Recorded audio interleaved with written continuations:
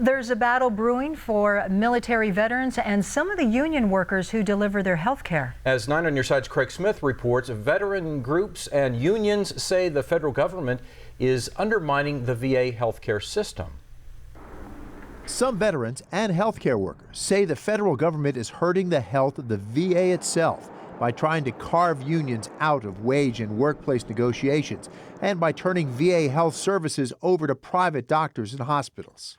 There have been moves to let veterans use private health care if there's a long wait at the VA or if they live a long way from VA facilities, but critics say that has been cover for a breakup plan. Henry Trejo does not want to lose the doctor who's cared for him for 11 years.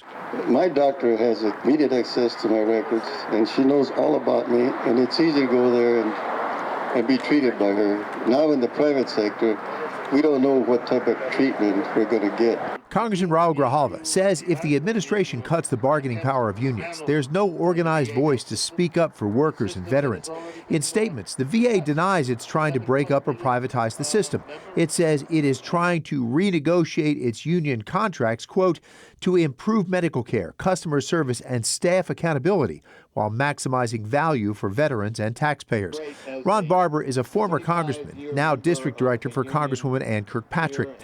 He says Kirkpatrick's sponsoring legislation that forbids the government from carving unions out of VA workplace negotiations.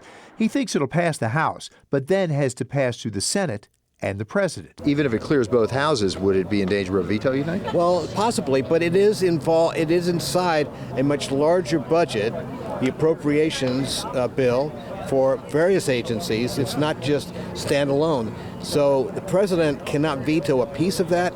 He has to veto the whole thing, which would be unlikely since some of that funding has to do with the White House operations. Craig Smith, KGUN 9 on Your Side.